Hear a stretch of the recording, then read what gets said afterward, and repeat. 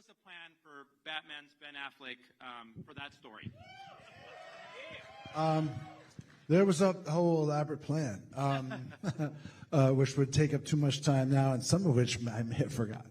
But I always liked that character and talked to Zach about that, and I think there's my plan for continuing on in this character. At a certain point, I got to and kind of found that I thought I wasn't really, I just felt like, well, I wasn't quite sure if it worked or jived. And I felt like if you have a character like this and you kind of take that on, you want to go forward, you better really be sure and understand it and be confident. And certainly as a director, you kind of have to be the last person interested in the movie when everyone else is really bored and doesn't want to watch it again and is sick of it and exhausted by the whole process. And I have held myself to this kind of metric where if I'm not really sure I see the precise location on target that I want to hit, I'm not sure I can hit it, but I want to at least know exactly what I'm aiming for.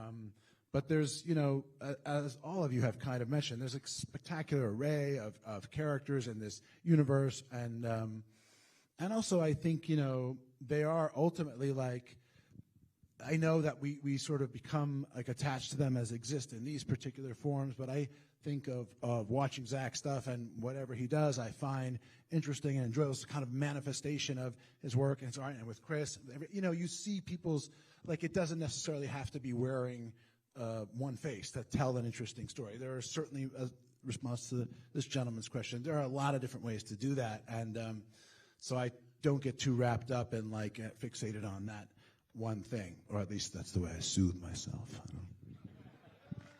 There were a number of them that I was kind of exploring, and the plans were to, make interesting, nuanced, complex characters, in particular for the character you mentioned. And I didn't really, I kind of feel like either you do, I'm just going to get into my own preference here, but either you do like a kind of massive kind of one villain that is so formidable, you just can't imagine how it is that your protagonist is going to be able to overcome it, or you have to sort of really populate kind of the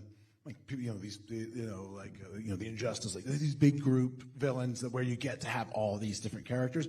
So I was at the time really trying to kind of hone in and focus on that character and get into depth and detail about it to make him seem as impressive as I felt like there was the opportunity to do.